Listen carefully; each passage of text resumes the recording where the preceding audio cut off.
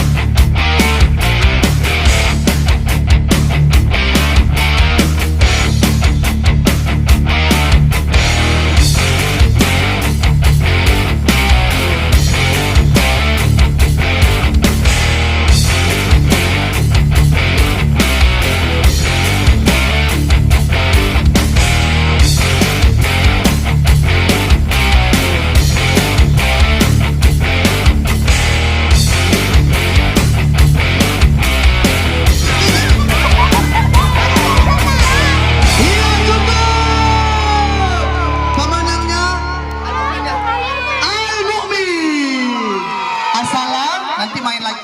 Silakan.